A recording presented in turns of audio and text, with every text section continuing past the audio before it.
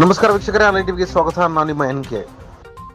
ಶಿರಾ ತಾಲೂಕು ಬಡಗೂರಿನ ಪ್ರಾಥಮಿಕ ಕೃಷಿ ಪರಿಷತ್ತಿನ ಸಹಕಾರ ಸಂಘ ನಿಯಮಿತ 2023-24ನೇ ಸಾಲಿನ ಸರ್ವ ಸದಸ್ಯರ ವಾರ್ಷಿಕ ಮಹಾಸಭೆ ಕಾರ್ಯಕ್ರಮವು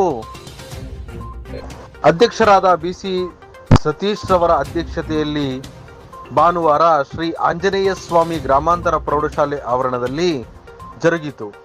ಈ ಸಂದರ್ಭದಲ್ಲಿ ಯುವ ಮುಖಂಡ ಹಲಗುಂಡೇಗೌಡ, ಸಂಘದ ಮುಖ್ಯ ಕಾರ್ಯನಿರ್ವಹಣಾಧಿಕಾರಿ ಆರ್ ತಿಮ್ಮರಾಜು, ನಿವೃತ್ತ ಮುಖ್ಯ ಶಿಕ್ಷಕ ಬಿಸಿ ರಮೇಶ್, ಮಂಜುನಾಥ್, ಸಂಘದ ಉಪಾಧ್ಯಕ್ಷರಾದ ನಾಗರಾಜ್, ನಿರ್ದೇಶಕರು, ಗ್ರಾಮ ಪಂಚಾಯಿತಿ ಸದಸ್ಯರು, ರೈತರು ಹಾಜರಿದ್ದರು.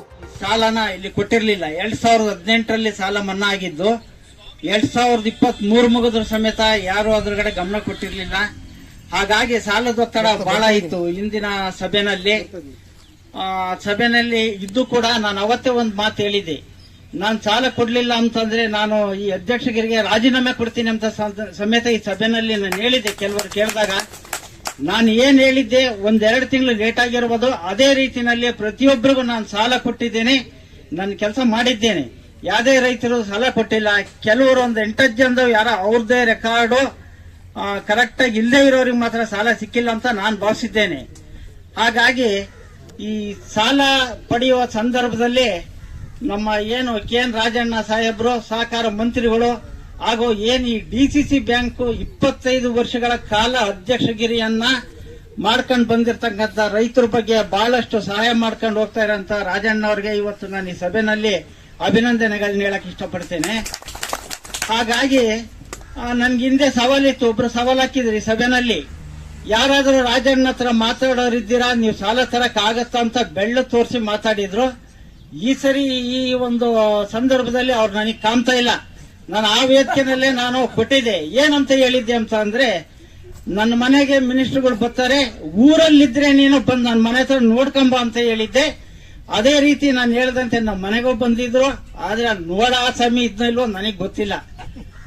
ಹಾಗಾಗಿ ನಾನು ಕೆ.ಎನ್. ರಾಜಣ್ಣರ ಹತ್ರ ನಾನು ಸಾಲ ಪಡಿಬೇಕಾದ್ರೆ ಏನು ನನ್ನ ಬರಗೂರು ರಾಮಚಂದ್ರಪ್ಪನವರು ಅಂತ ಏನಿದ್ದಾರೆ ಅವರು ನನ್ನ ಚಿಕ್ಕಪ್ಪ ಕೂಡ, ನಾನು ಯಾವುದೇ ಕಾರಣಕ್ಕೂ ಅವ್ರನ್ನ ಎಡಬಿಡ್ದಂಗೆ, ಬರೀ ನಾನು ಒಬ್ಬನೇ ಅಂತಲ್ಲ, ಇಡೀ ನನ್ನ ಟೀಮ್ ಏನು ಸಹಕಾರ ಸಂಘದ ವತಿಯಿಂದ ಎಲ್ಲರನ್ನೂ ಕೂಡ ಕರ್ಕೊಂಡೋಗಿ ನಾನು ಅವರು ಮನವೊಲಿಸಿ ನಾನು ಈ ಸಂಘಕ್ಕೆ 1,91,00,000 ರೂಪಾಯಿಯನ್ನ ಸಾಲವನ್ನು ತಂದು ಇವತ್ತು ರೈತರು ಕೊಟ್ಟಿದ್ದೇವೆ.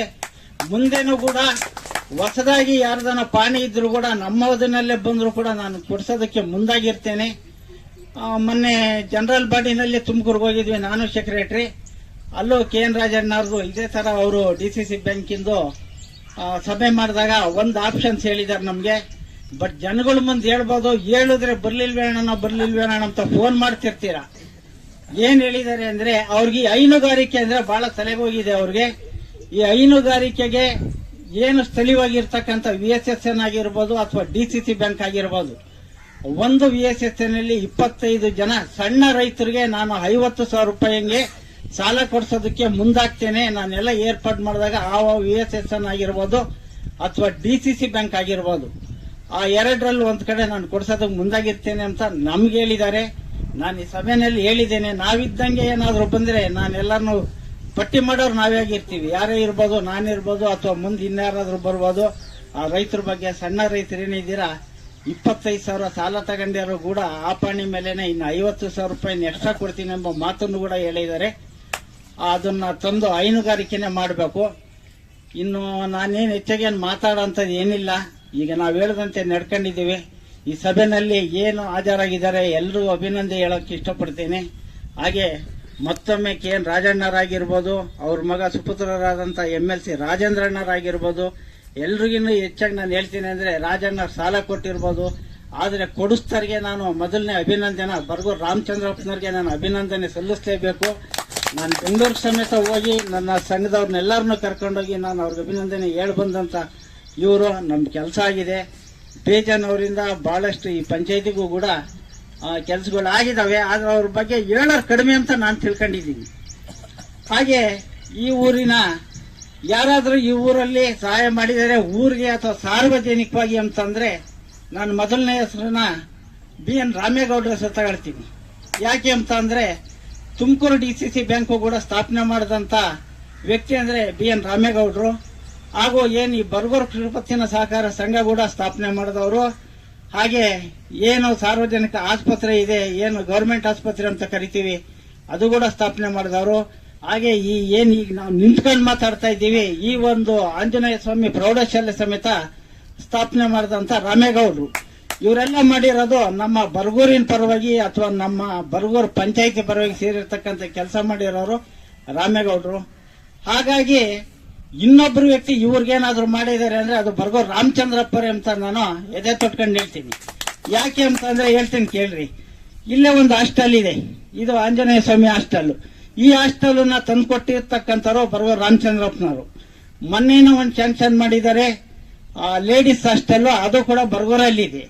ಆರೋಗ್ಯ ರೇನೆಗೆ ಹಾಸ್ಟೆಲ್ ಮಾಡಿದ್ರೆ ಅದು ಬರಗೂರು ರಾಮಚಂದ್ರಪ್ಪನ ಸ್ಥಾಪನೆ ತಂದುಕೊಟ್ಟಂತ ಹಾಸ್ಟೆಲ್ ಏನೆ, ಅದು ಕೂಡ ಸಾಮಾನ್ಯವಾಗಿ ಈ ಮಿಡ್ಲ್ ಸ್ಕೂಲ್ ಅಲ್ಲಿ ಒಂದು ಕನ್ನಡ ಭವನ ಕಟ್ಟಿದ್ದೇವೆ. ಆಗ ನಮ್ಮ ಮನೆಯವರು ಕೂಡ ಅಧ್ಯಕ್ಷ ಆಗಿದ್ರು ಗ್ರಾಮ ಪಂಚಾಯತಿನಲ್ಲಿ. ಆ ಸಮಯದಲ್ಲಿ ಅಲ್ಲಿ ಒಂದು 35 ಲಕ್ಷ ರೂಪಾಯಿದು ಒಂದು ಕನ್ನಡ ಭವನ ಕಟ್ಟೋದಕ್ಕೆ ದುಡ್ಡು ಹಾಕ್ಸಿದವರು ಕೂಡ ಅವರೇನೆ. ಮೊನ್ನೆ ಆಸ್ಪತ್ರೆ ಶಿಥಲಗೊಂಡಿತ್ತು, ಏನು ಹಳೆ ಬಿಲ್ಡಿಂಗ್ ಇತ್ತು, ಅದು ಅಪ್ಗ್ರೇಡ್ ಅಂತೆಲ್ಲ ಮಾಡಿರೋದು. ಶಿಥಲಗೊಂಡಿದ್ದ ಬಿಲ್ಡಿಂಗಿಗೆ ದುಡ್ಡನ್ನು ಹಾಕಿದ್ದು.